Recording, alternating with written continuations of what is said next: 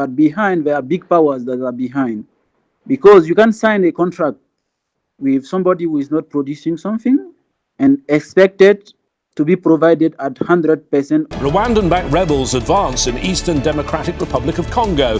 They captured a regional capital and are vowing to reach Kinshasa. The conflict is causing a humanitarian crisis. Can mediation by regional leaders stop the fighting? This is Inside Story. What I see is so far, there is nothing peculiar to the people of Congo. What is actually special about the conflict in Congo that is continuously going on? The rebels in the east of the country are due to start a ceasefire. The M23 fighters say the pause is for humanitarian reasons and they have no intention of seizing more territory in the DRC. The United Nations says the rebels are backed by Rwanda and that at least 900 people have been killed and nearly 3,000 injured in the recent fighting in and around the city of Goma.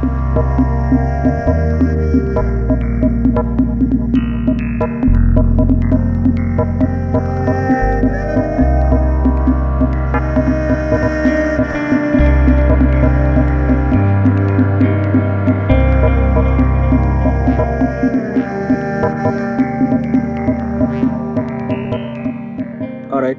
Thank you for having me through this podcast. I'm Tanignigui Siriki from Ivory Coast. I did my primary and secondary school in my country, and then after I got the chance to travel to Rwanda for a bachelor degree, which I studied at the African Leadership University, and graduated with the International Business and Trade degree. And right now I'm an entrepreneur with different programs I've been involved in. And I'm also the CEO of the Bright African Elite, which is an institute that helps train the African youth about our past, the present, and how we can have good perspective about the continent. All right. Thank you so much for that. Soro. I like that name, Soro. Is it pronounced correctly? Absolutely. All right. What does that mean? So Soro, that my native name, my family name. The meaning is courage, and Tanignigui is the wise, and Siriki has the origin of Arabic, which is the truthful. Somebody who always saying the truth. All right. So, in Africa, names are not just given. There are reasons behind it, and sometimes we actually live up to the meaning of our names. And this has happened a number of occasions. All right. So today we are talking about what is actually going on in Central Africa, the conflict that is going on in Central Africa. And we happen to have had a kind of a pre-conversation looking at the M23 because we are having a series of conversation around it. The purpose is to help people understand what is actually going on in the conflict. I believe, just like many other people who have Congolese friends, should be concerned about what is happening in Congo. One, because I have friends that are from Congo. I feel their pain. I think it is right that they also have the right to live in a country where there is no... Okay, I'm not saying they should live in heaven, but in a country they should be able to dream and live in peace and being able to build a future without having bullets running down their head all the time, all these years.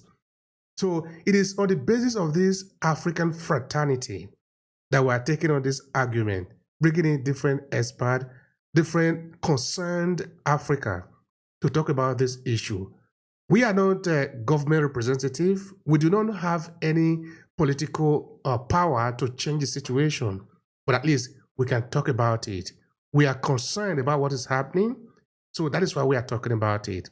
So what is your take of what is happening in Congo? Let's start from there. All right. Thank you for giving me the speech. And as we say in the African traditional ways, that words are the first medicine of somebody who is sick.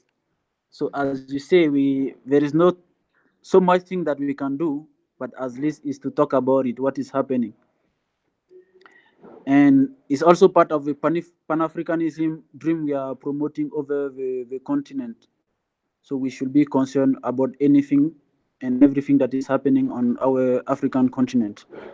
And we are at a critical point of our history, and the consciousness of responsibility from generation to generation is so vivid, and the pride for each one of us should be to leave more to the future generation than we have received in education, in economy, in social and political status.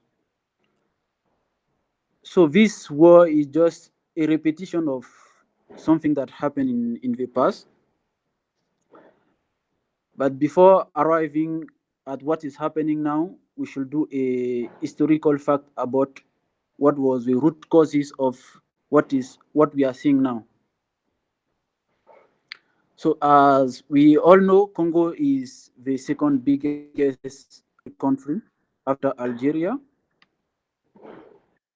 and is tied to three sub-regional African institutions, which are SADC, CEMAC, Central Africa, SADC for Southern Africa, and EAC for East African Community.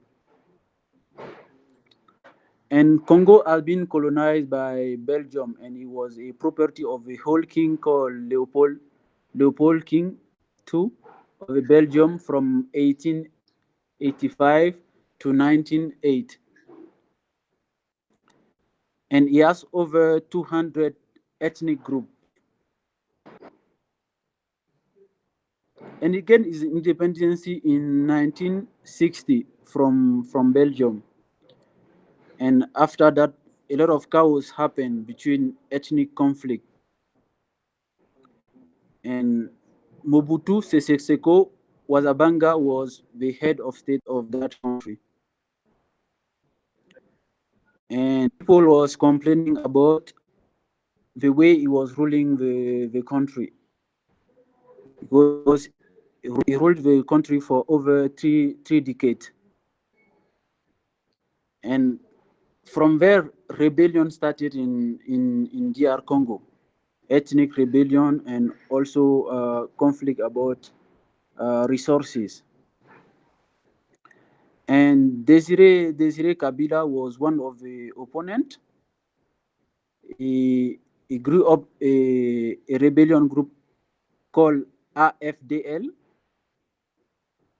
and he was helped in that way by the Rwandan army and also some Ugandan. So he overthrew Mobutu Sese Seko and took the power with the help of those two countries I cited before. And while ruling the country at some point, he started complaining about his friend, those friends that helped him be on power, meaning Uganda and Rwanda. He started complaining about that they are taking the resources of Congo illegally. So they resigned the contract because the former Minister of Defense of Rwanda was the general of the Army of Congo when Desire Kabila was ruling the country. So after that small complaint that happened between him and his helpers, the contract was resigned for James Kabarebe to be back to Rwanda, and he came back.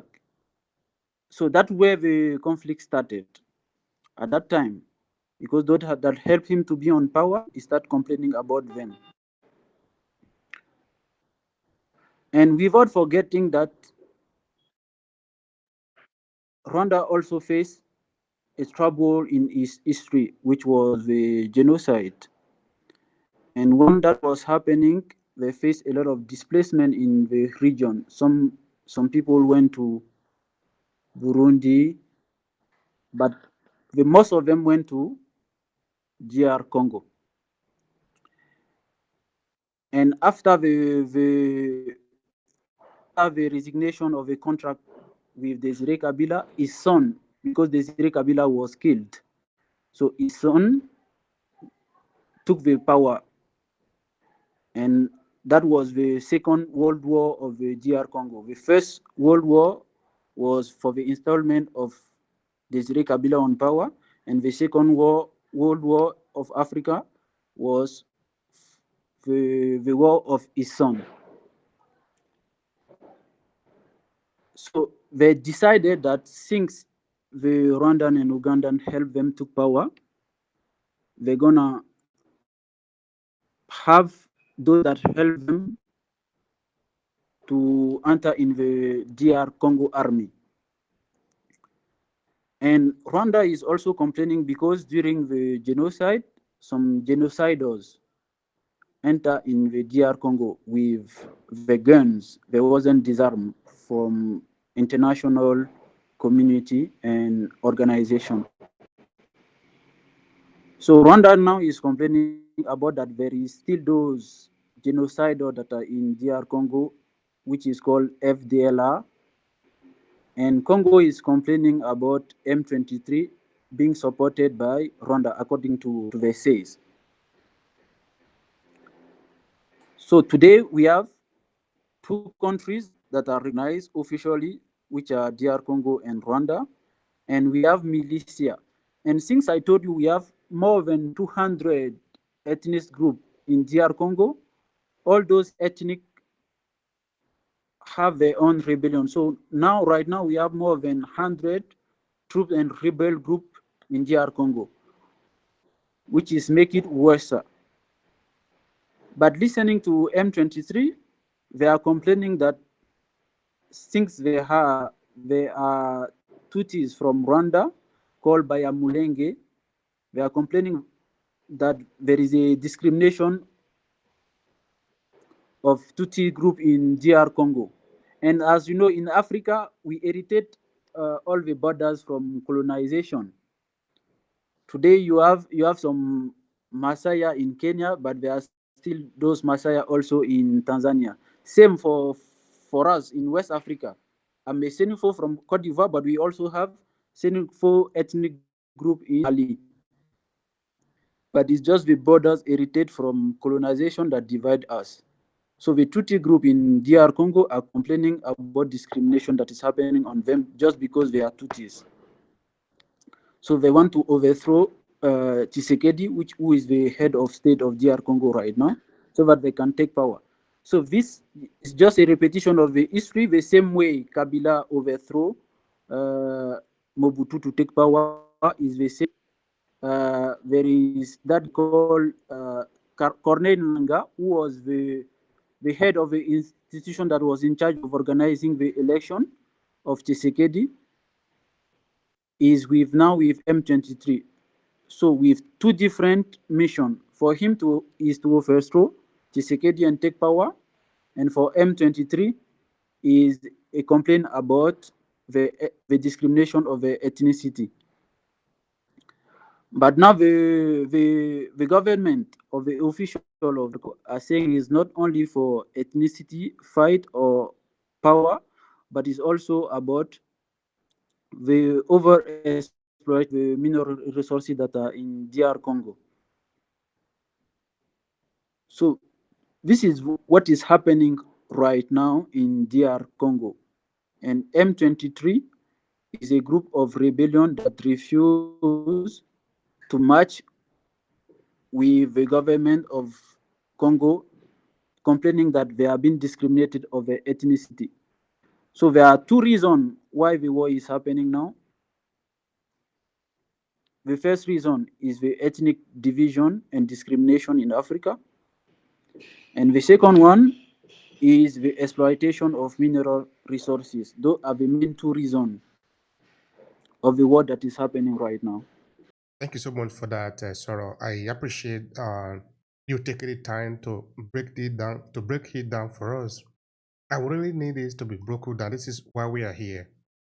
In Obehi Podcast, we that we go in depth in the conversation. We are not in haste to do this because it is fundamentally important that people understand what is actually happening. So I really want to thank you so much for your time. Now, what you have explained, particularly the dichotomy of the tribal tension that is going on there, because there are some people that are complaining that they are being excluded from the national Congolese life, as it were. And you also made mention of the Maasai people in Kenya and some part of it in other country. And you made mention of also your particular ethnic group. And we can find the same in Nigeria, the Yoruba people of Nigeria, for example, part of it in Nigeria, the other part of West Africa. You said it's two of the Hausa people of Nigeria in West Africa, and the Fulani people also of Africa. So why I'm adding this list to it, it will say that what I see is so far, there is nothing peculiar to the people of Congo. So I'm trying to understand what is actually special about the conflict in Congo that is continuously going on. Because the conflict, the fact that there is resources under the ground, and for this reason, there are people that are looking for that resources and they are not able to take it. There are all sort of things. We understand that. The ethnic tension, we understand that. But why is it that of Congo, there cannot be peace? So help us understand what is special about the situation in Congo. The fact this war is versing 30 years now is that it's just because that part of DR Congo, the east part of DR Congo, have a lot of region with a lot of mineral resources. And second reason could be bad governance of DR Congo president and his government. So that's the reason the war is versing 30 years now and able to stop it.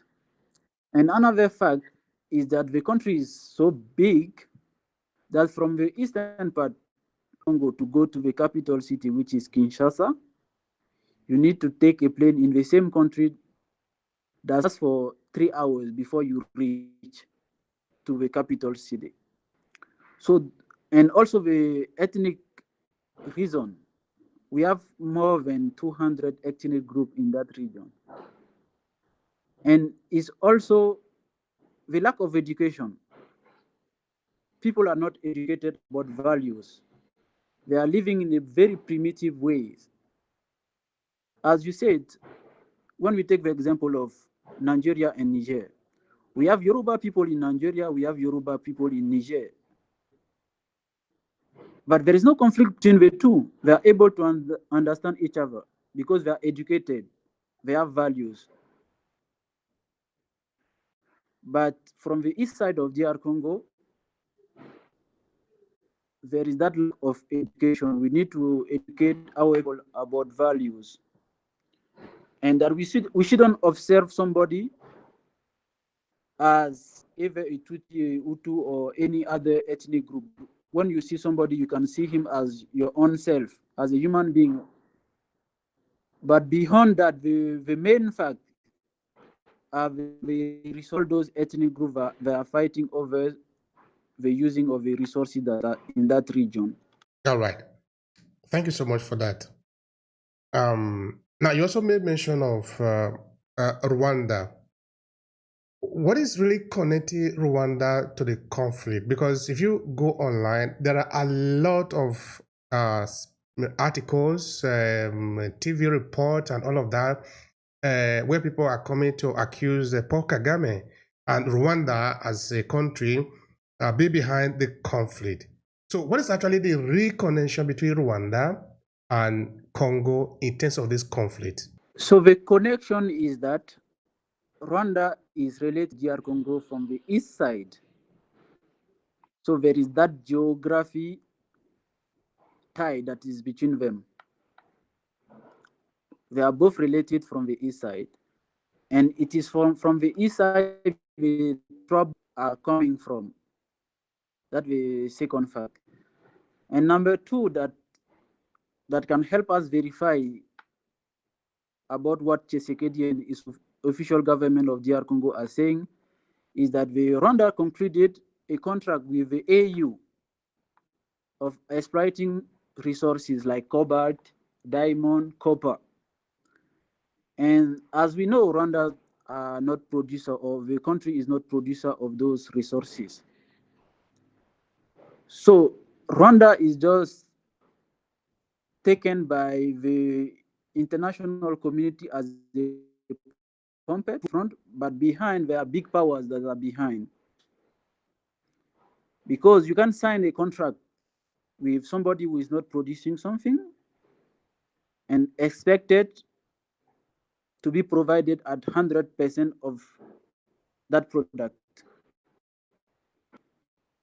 And all the official government from France, even Macron and his opposition, like Marine Le Pen or Jean-Luc Mélenchon, all complaining about the AU did a very bad thing of signing with Rwanda a exploitation of resources, knowing that Rwanda is not producing those resources. So behind the conflict, there are big powers. And why is Rwanda related to the conflict? As I said before, is the Rwandan force that helped Desiré Kabila to be on power. And also the Rwandan officials are also complaining about the genocide that are still in the east part of Congo. So those are the reasons of why Rwanda is related to the conflict. Number one, the geographical location of the two countries. They are related by the east of the Congo, where the trouble is happening. Number two is the Tutsis, but located in DR Congo, that are complaining that there is a discrimination. And since there is that genocide that happened against the Tutsis in Rwanda, the Rwandan officials are refusing that. It happened also to the same community of Tutsis in DR Congo. So they are taking mode and sometimes also offensive method. All right. But in terms of the people, because we want to believe, common sense we provoke us to believe that even though there are some big players, like you put it, which is correct, there are big players out there, it look like when you are unable to take care of your own, and you say those that need what you have will not come to you because you are unable to take care of your own. They will just abandon you. It's never going to happen, not in this world. Congo Definitely, that's the reason I talk about, first of all, about the bad government that is happening in DR Congo. Yeah. And when you are irresponsible of something, you always put the fault on others. Because Congo is rich with a lot of resources. Many people in this world need the resources. Whether Congo have good leader or they have bad leader, the people that need the resources will get it. So what does that mean for the Congolese people? It means you need to do everything you can to have at least a government that can work for you. Because whether you like it or not, the resources you have is so valuable that a lot of people are interested in it. So the people, I'm talking of to the European, the Euro-Western, and the Chinese, they are not interested in a functioning government. But the question is, what about the Congolese? Are they interested in a functioning government? Because Europe will never help Africa. Europeans will never spend their taxpayer money to come and develop Africa. It's never going to happen. The only people that will develop Africa are the African people, and we must understand this. So this is where, again, I want us to spend some time more on that responsibility of the local people. These people that are conniving with their international partner, where are they hiding the money? What is the lifestyle that they live that is able to justify why this can go on forever? Definitely, and you are totally right. This is all about Africa, and is of the African people to decide to develop their own continent. Nobody can do it for us. It is our duty to do it for ourselves. That very reason I was talking about irresponsibility and also bad government of the DR Congo governance. First of all, there is corruption in the country, and the one that was in charge of even organizing the election is now saying that the president that is there is not the one who won the election, that he has never won election, but is through a contract and decision that the power was given to him. And the second fact is that the government of DR Congo brought mercenaries from Europe countries, and those were paying around 10,000 US dollars.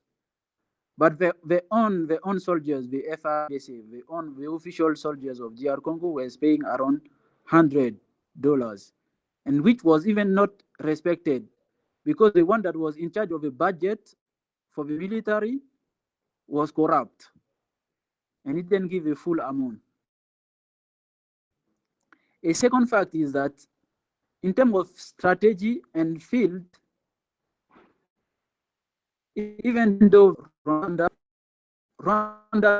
is part of Congo than the official government, because since the war started, before even of Goma, which is the capital city of the east side of Congo, before the taking of that city, none of the official government of DR Congo, ever the minister of defense, nobody went to that region to connect with people and see how the temperature is going there. Nobody went there. Soldiers are not very paid, are not very well nourished in terms of food, and there's a discouragement of those that are sending us. They are not even responsible. They are not caring about us. So that's the reason the M23 is taking a lot of regions, because the responsibility of the DR Congo government. The first escalate of the DR Congo was by when he was saying that he's going to invade Rwanda. And number two is that the president of Rwanda is a general of the army.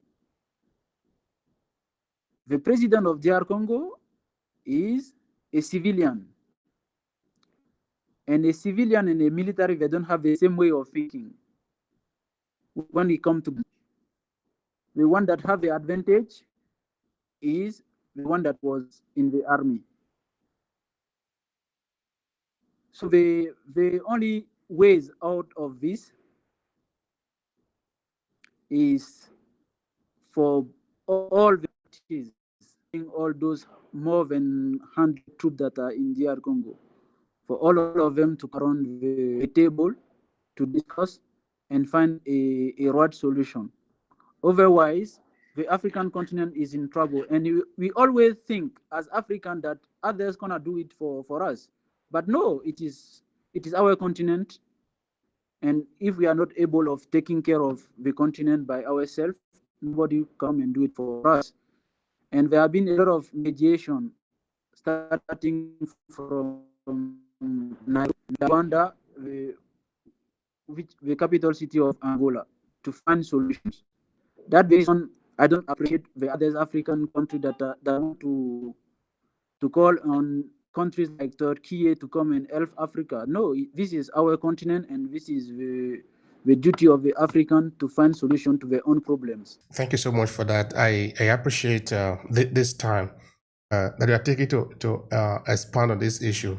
Maybe they are doing that because they still look at Congo as a territory belonging to some other people other than the Congolese people. You see, the reason we are stressing so much on the responsibility of the local people is that it is really the local people who will take the bigger part of the share in shaping the situation. So I was talking with a friend of mine today, because we are really talking about the issue. So we are looking for some experts, those who can help us clarify the point, because we don't know everything. We don't know everything. That is why we are talking to experts. That is why I am interviewing you. Because if I know everything, I will just stay here and say everything. Instead, I'm asking you to help me clarify it for our audience. So the person was telling me that I think there was a notice from Congo, that any person that criticizes the government, there's going to be a problem. That is kind of frightening, because how are we going to live in a world if we don't even allow the local people to say they are all part of the story? What do we know about the M23? I know you were saying when it was formed before, because the number, somebody might like to learn also about it. Is there anything that people should know about the M23 as number? So in term of number, let's say they have conquered a lot of territories in the eastern part of Congo, like Rushuru, and now they took over the Goma, which is the capital city of the North Kivu, and now they decided to go through the other provinces like Bukavu, which is the capital city for the North Kivu. So they are trying to move from the north to the south and conquering all those territories, and from there they will go to Kinshasa, to the capital city. So the mission right now, as they said, is to remove the official president Tshisekedi on power, to remove him, because they are complaining of being discriminated, as we said before, the M23 as Tutsis ethnicity group from the east side of DR Congo. Comparing the M23 to the official army of DR Congo, there is a disequilibrium of numbers of the two.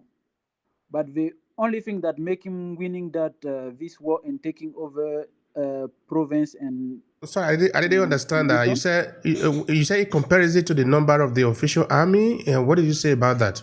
So in terms of numbers, we have more official army from DR Congo than the rebel group of M23. So normally they shouldn't be conquering territories. But what is making them conquering territories of the DR Congo right now is when it comes to facilities in terms of instrument, when it comes to how many guns do they have, how sophisticated they are with the different things they have for the war. And another fact is the corruption. We should be asking ourselves, who is giving the gun and all the armories to the M23? That's the reason the DR Congo government are saying Rwanda is behind, Uganda is behind, supporting through financially. We are supporting the M23 financially and also with equipment. That is making the official army of DR Congo, called the FRDC, losing the war, and for the M23 to conquer more and more of the DRC territory. The other fact also is that as I mentioned before, is that the budget allocated to the FRDC, to the official army of DR Congo, has been corrupt and used by some ministry and also the Minister of Defense. So there has been a corruption, which is what the salary the army is supposed to get. They are not getting it on the field. They have lost a lot of generals during the taking over of Goma, and it brought discouragement to the official army of the DR Congo. Now, I have a curiosity, and I'm sure those that are listening might also share in that curiosity.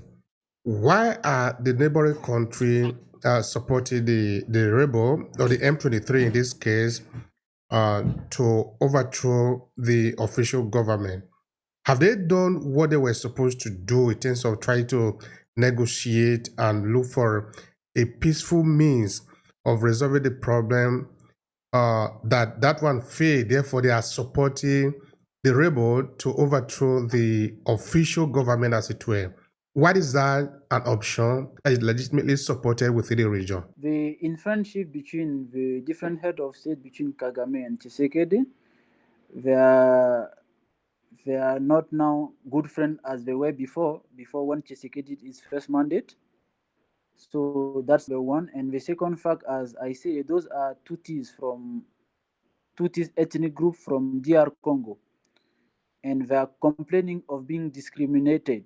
And as you know, the head of state of Rwanda, who is President Paul Kagame, is also a Tutsi.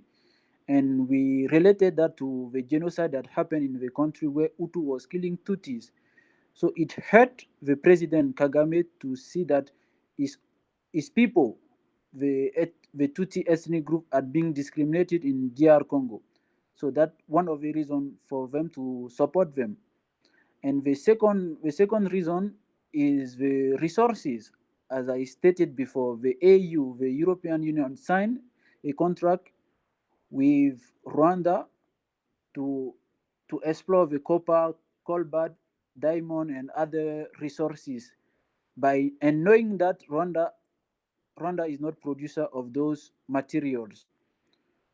So there are two or three different agendas behind this story. First of all, is to conquer territories that have a lot of resources for M23 to be able to exploit it and give it through to Rwanda, and for Rwanda to be able to sell it to Western country.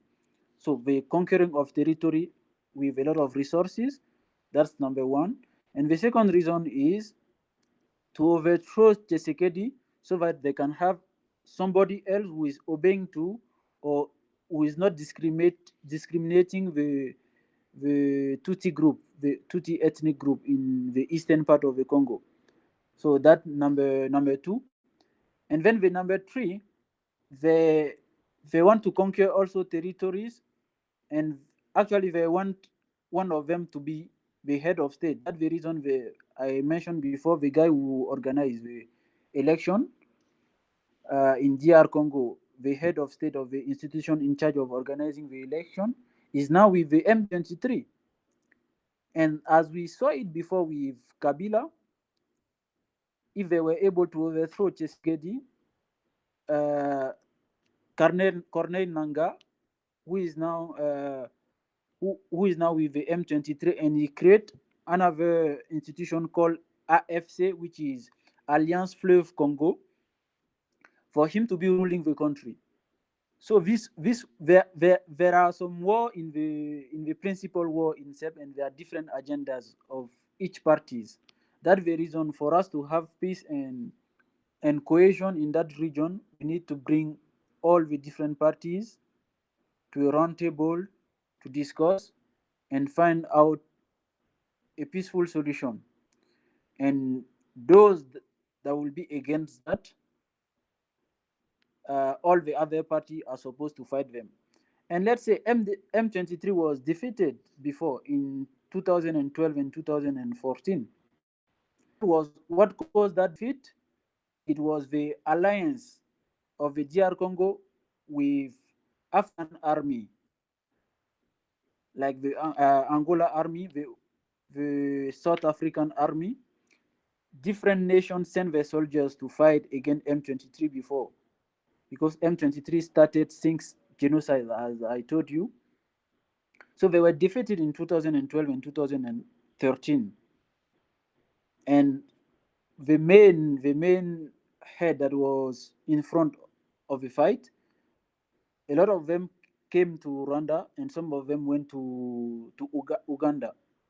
So it was silent for a moment, and there was a re-emergence of it in this 2021 during the second mandate of Tshisekedi, where the relation between the official of Rwanda and the official of DR Congo started to be frustrated, and there was an understanding.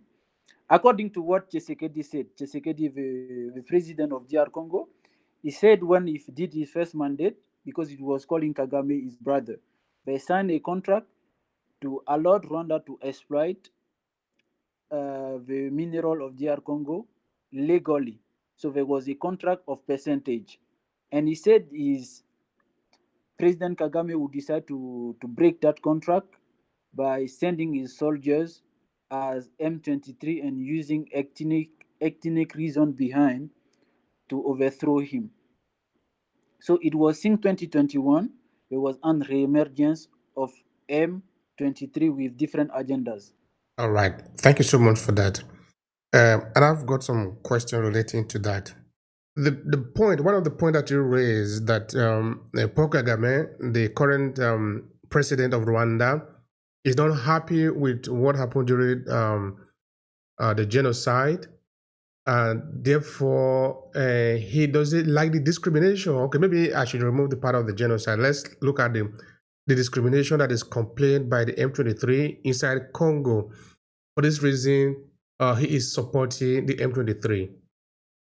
Well, I think that might need a bit of exploration in that Congo is not Rwanda. If the people of Congo are complaining of discrimination, it will not automatically make Paul Kagame the police of the region to then start supporting a rebel group to be fighting the legitimate government.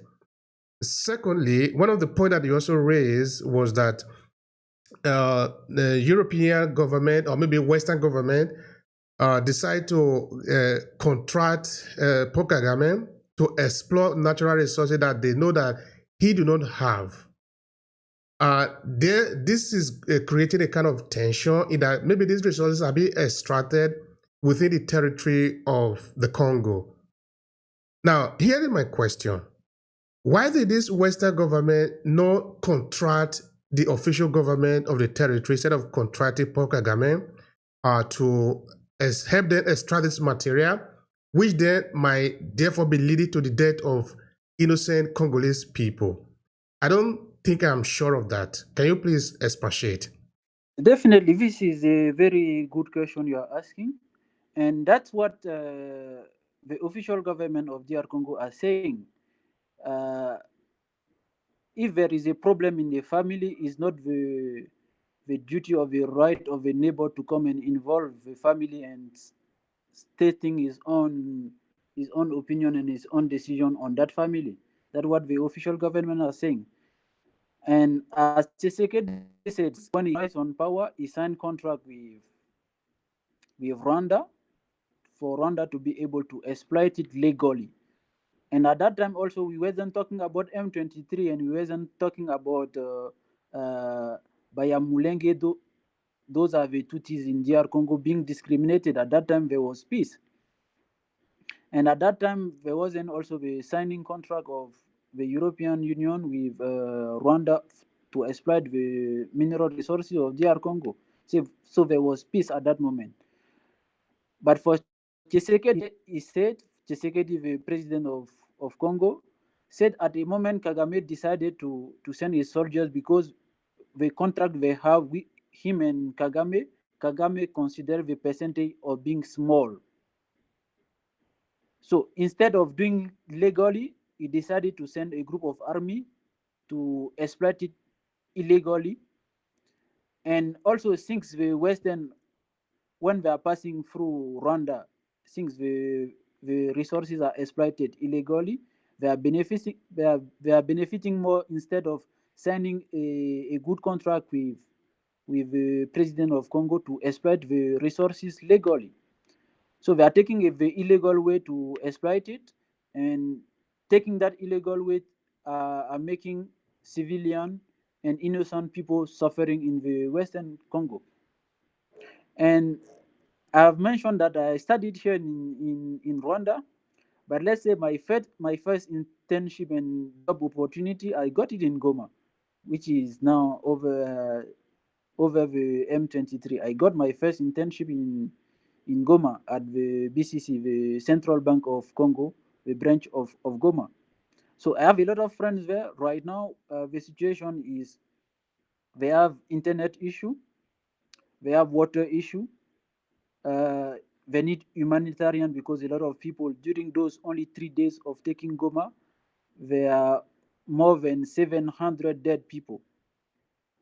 And we know that the war is there since 30 years now. So you can imagine how many losses we have in that part since Thank you so much for that. That is really painful. This is what we said at the beginning of this record, that we are concerned about the crisis on the pain that is causing the ordinary Congolese people.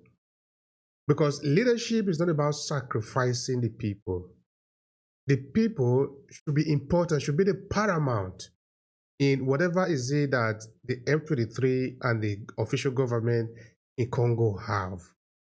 Their discomfort should not automatically translate to the death of the people. When the people are being killed, they don't have any right to.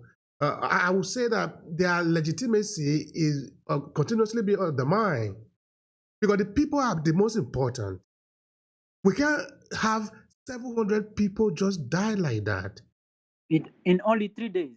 In only 3 days. That is not acceptable. Who are we fighting for in this case? Like, if 700 people died in 3 days, how many people are going to die? Definitely. And according to the report of the United Nations, since those 30 years, we have more than 6 million to 7 million dead people. Those are the countable numbers we have now.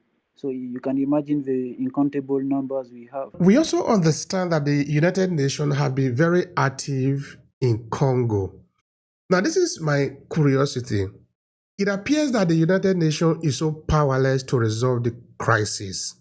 They are not able, as big as the United Nations, they cannot find a solution to the people. Therefore, they are there to keep peace, but 700 people are dead. How do we even justify that in 3 days? It is so frustrating because when I went there, I got the chance because I met one of the Ivorian that was working there, and we went together to the MONUSCO, the United Nations mission that was there, and they are not going on the field of the war.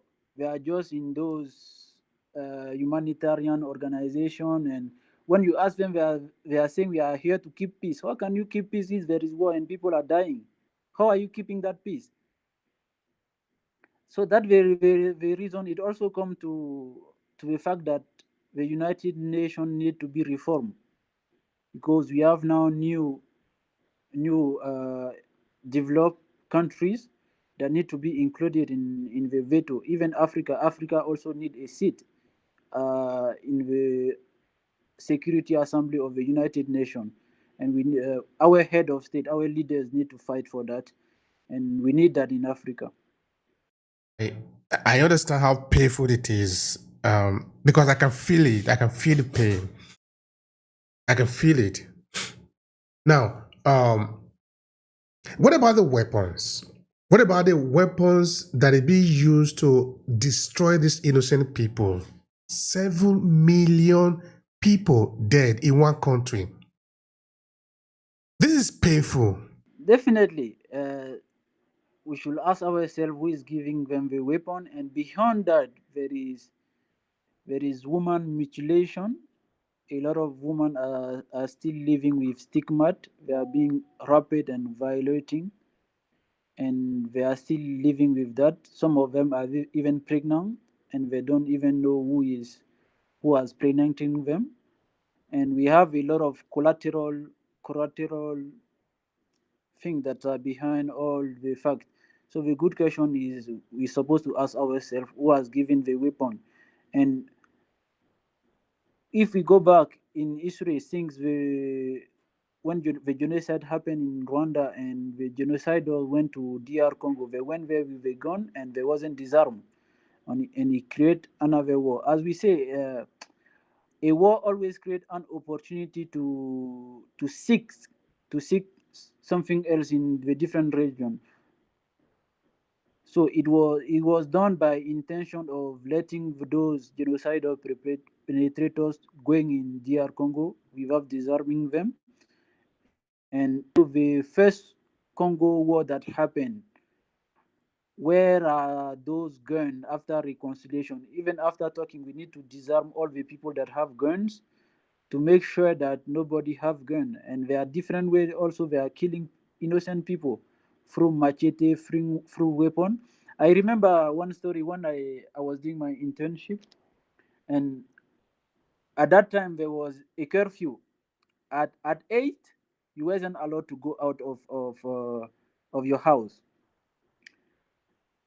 So we used to be at home around 7 6, and still the next day at 8 9. But even during days, people were killing people. So one day, it was a Monday, I was going to do my internship, and I wasn't speaking Swahili or even Lingala or another native language of DR Congo. So I was going to do my internship, and I met one of those rebel group. So there were three. So the leader come to me and asked me for me to give them something. And since I wasn't understanding the language, I was like, "Can you speak French or English or another language that I could understand, so that I give you what you want and then I can go?" And the guy brought out a machete, and he was about to do a bad thing to me. But my luck was that there was another friend of mine who is originated from there, who is speaking good Swahili, who spoke to him and told him that I'm new here, I don't know any Swahili language. The guy just have to let me go. That's how I was lucky and get out of the situation. So you can imagine that was in 2018. So you can imagine at that time where we already have those kind of trouble, how the thing has been going worse and worse. Yeah, it is going worse and worse and worse all the time. But is there a possibility that maybe the African Union can have an intervention there that can bring a lasting peace, or maybe a regional bloc can have their own form of military intervention that can? I'm not talking of let's go there to fight more. In that there can be a kind of intervention that can put an end to the conflict, not siding one side like the case of Kagame, as the story seems to be reported on, but being able to stand in the middle and bring both parties to talk for final that let's resolve the problem. Let's understand what do you really want. I look for a way to bring an end to it. Because conflict cannot be the solution. We see that it's not a solution. For over 30 years, more than 7 million people dead. What are we fighting for? Why are we still fighting? To kill more people? Are there a regional bloc that is able to intervene? Because I don't believe Europe or the United States is coming to help. United Nations will be there. They seem not to be powerful enough to resolve the problem. It is totally useless to have them in that region. We can even see when the war started to be very intense, the mercenaries brought from the Western countries, they surrender themselves to the M23, because they wasn't there for fighting. They was just there for money and other advantages that was bringing. And I totally agree with you when you are talking about the regional bloc bringing army or the AU. As we mentioned before, this is a African problem and we should find African solution to it. And there have been some diplomatic mission, as the Nairobi. There has been the first Nairobi mission, now in Luanda, in Angola, to find out a right solution. So one of the solution is to bring all the people around the table to discuss. But the problem is, when all the parties are invited, some of them are imposing their own agenda to say that they are not available to discuss, and some of them don't even want to discuss. That is one of the challenge. So the second alternative, the second solution to those who don't want to discuss, is to send the AU, the African Union Army, or some regional bloc army to those one, as the M23 has been defeated in 2012 and 2013, they can also be defeated. We can use the same way and the same rule we used to defeat them before, and defeat them a second time. And after defeating them, it will disarm everybody and educate also the people that if there is any kind of conflict or discrimination, is through discussion discussion and dialogue we can find the right solution to our problem. No more guns, no more killing innocent people. All right, let's talk about this discrimination. In what nature is this discrimination manifested? Is it like in the government appointees, these people are not allowed? Because in many parts of Africa, this is a game that is being played by very dirty politicians. That instead of building their people, they create tension among the people because they use it for political gain. So politicians are smarter than the other, that when it become a little bit tough, they know how to move around it. In Nigeria, for example, this north and south dichotomy is very prevalent. The Hausa against the Igbo against the Yoruba is being played by Nigerian dirty politicians. But of course, ours have not degenerated to the state of Congo because the dynamics are different. What I'm saying is that for the fact that you are different from me should not be a problem. For the fact that you are a Hutu, the other one is Tutsi, it's not a problem. It just means you are different from me. Can I learn your language? Can we do something together? Your differences is not equal to conflict. So that is why I'm thinking that there must be a way to be able to overcome, because I don't think this is a natural conflict in the sense of, I am not able to understand you, therefore we are fighting. This is not that kind of conflict. And definitely the president of the National Assembly of DR Congo, called Vital Kamerhe, answered to that because some journalists has been asking him, is there a real discrimination of the Tutsis that are in Congo? And reply with fact. For example, the general of the army of DR Congo, he says is a Tutsi. The director of the cabinet of the president is a Tutsi. So he answered with some fact that Tutsis are included in DR Congo. So there is not a discrimination. There is not a discrimination according to what he's saying. There is not a discrimination of the Tutsi ethnic group in DR Congo. And you are totally right. We have been observing the same thing in Cote d'Ivoire, in different parts of Africa, where dirty politicians are confronting different ethnic groups by saying that if it's not our ethnic that is on power, we're gonna have trouble. We're gonna have that. And that's the reason I was talking about education. We need to educate our people, as you were saying. By seeing a Hutu or a Tutsi, it just means that the person is just different from you, but it shouldn't bring it to a conflict. Instead, our difference should be a way for us to collaborate instead of fighting each other. Okay, now let's look at where you are there, because I can tell you that many people of African descent in the diaspora, they are worried, they are concerned. At least those that are conscious, because there are some people here that are not conscious of what is happening at home. They are just busy, just like those that are at home too. But there are those that are conscious of what is happening at home. They understand what have happened to our brothers and sisters in Congo. That more than 7-8 million people have been killed in the past 30 years. That is enough to form a country. Even if you were to litter them on the street, it will form a mountain. How do we even justify that? Because that region of the world is beginning to become scary. The other day we see people being massacred in Rwanda. Not that you just kill somebody, then you just run away. Just continuously slaughter. How do you, are you a butcher? Okay, now, what are the people thinking? I mean, the people that are not inside Congo, like maybe where you are in Rwanda, in another part of Africa, what are they thinking in terms of how are they rationalizing what is happening? So people in Rwanda, even yesterday, we had a group of discussion. So, and there is marriage between people. People don't have problem. It's just politicians that putting them each other again. They are putting them against each other. But in terms of people, Rwandan are married to Congolese. Congolese are marrying Rwandan.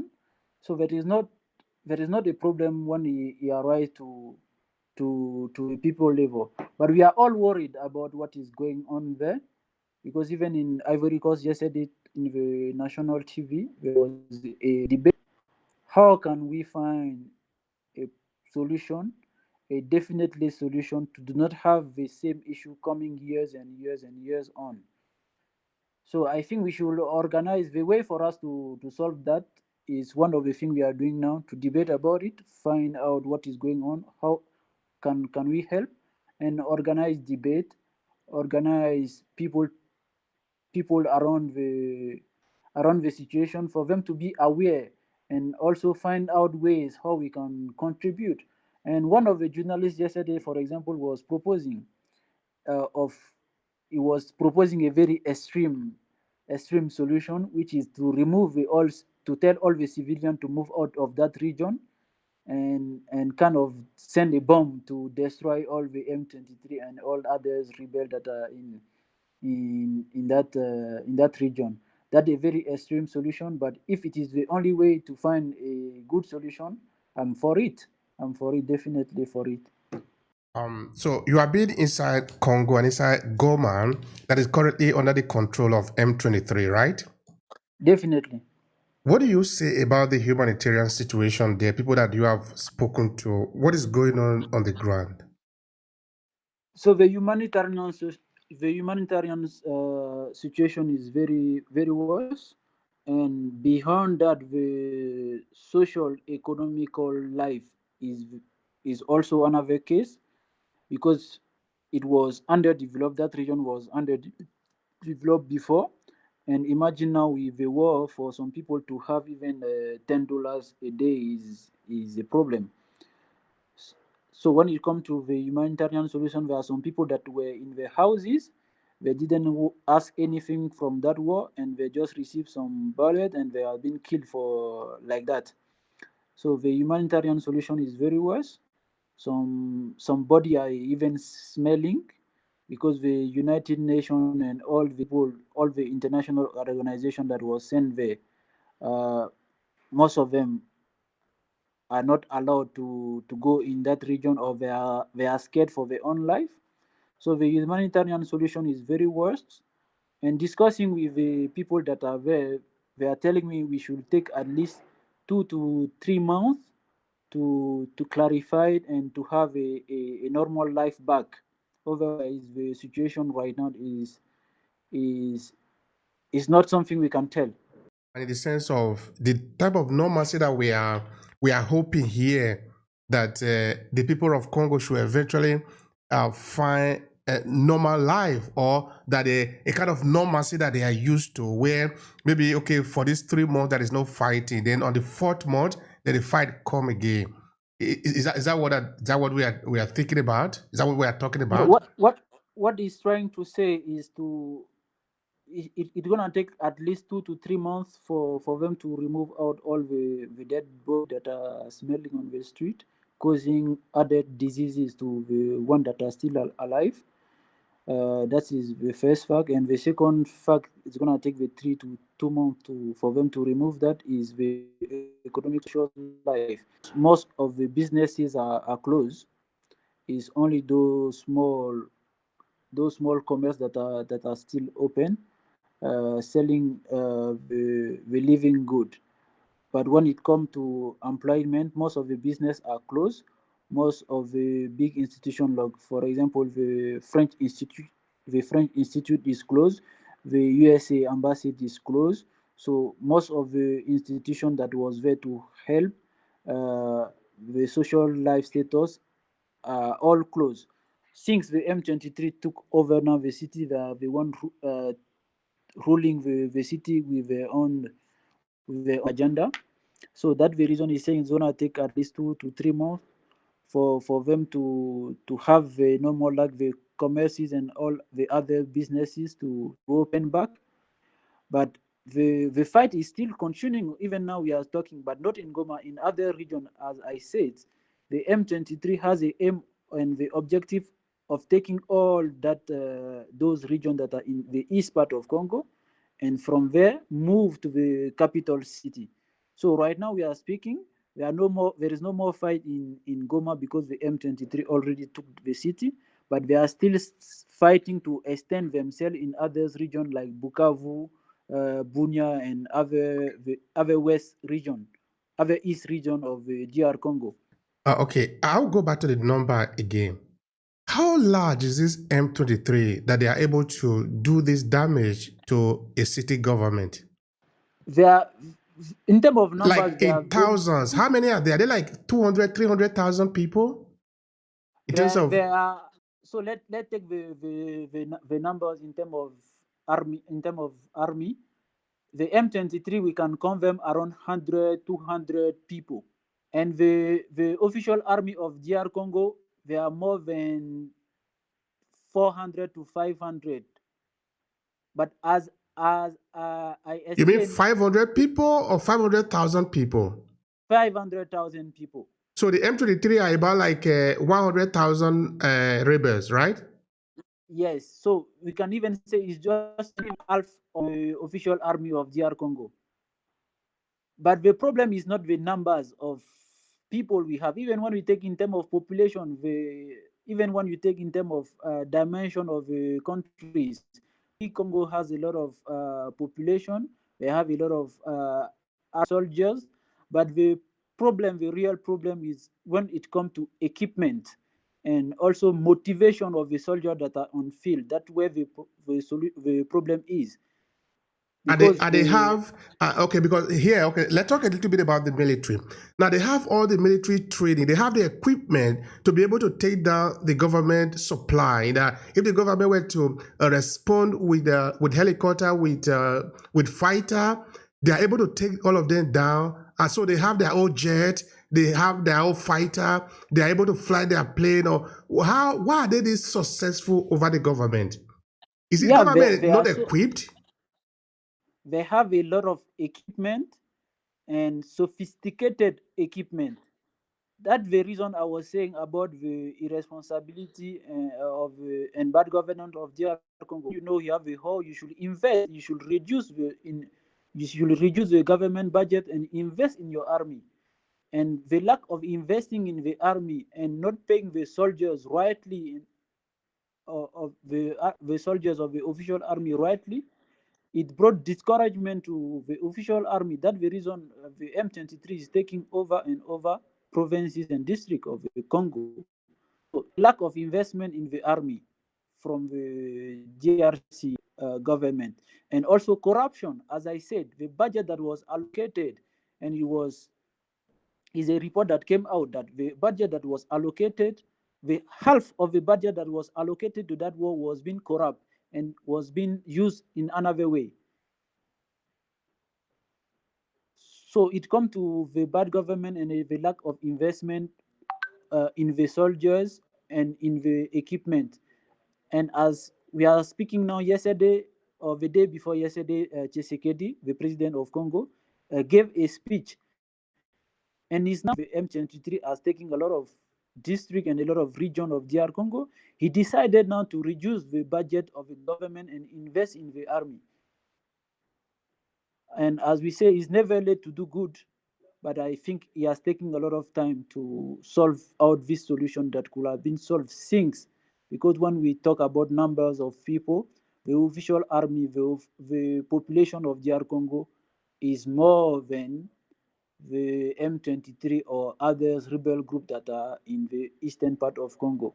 So the solution could be found if the government was very proactive and investing in the army and in the defense of the nation.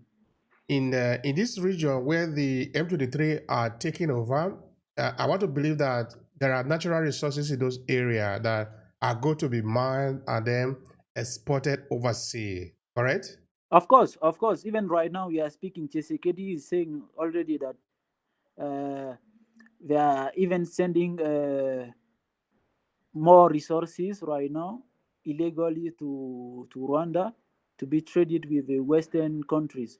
So as we are speaking now, the region they have took over, they are exploiting those resources that are there for their own budget to have more equipment, because for them they are investing in the war, which is not the case for the official government. They are exploiting those resources to have more guns and more things. That's where the question is coming. Who is giving them the gun and those sophisticated armories? Wow, what a complicated situation that we are in. And the part that is more offensive to us as a people is that we say we want to fight. The conflict is our own. The dead people are our own. The money is our own. Sometimes the logistics is not our own because we are borrowing it from somewhere. The weapons are not our own. Somebody else is supplying it to us. But we never ask these people to supply us tractor to cultivate the land so that we can cultivate food and sell.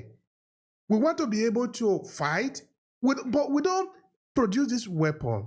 But if we are this intelligent enough to fight, why are we not producing the weapon?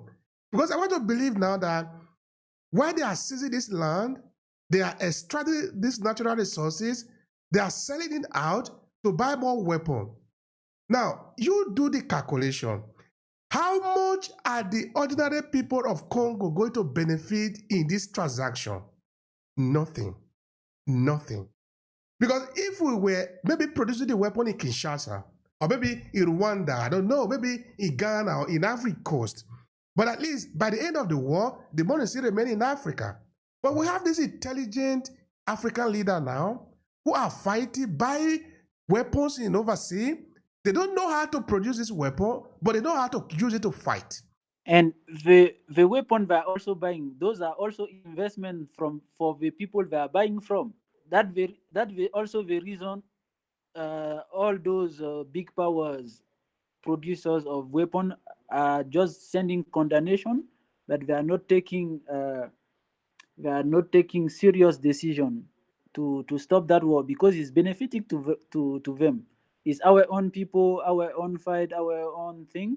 But at the end of the day, we are buying, we are people defense. We are giving them money, so that's an investment for them. They are benefiting from it. That's the reason the United Nations need to be reformed.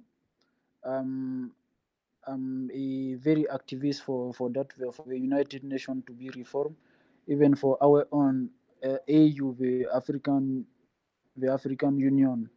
We have to reform and find out solution to our own problem, because the segregation we have seen before in the United States, black people fighting against, I mean, white people fighting against black people, uh, and black people fight against white people, is the same thing. The dirty politicians are bringing in Africa with ethnicity division, exacerbation of division of the ethnic groups in Africa. Thank you so much, Sorod. I appreciate your time and also the sharing here. This will really get people, it get me emotional and this is too much.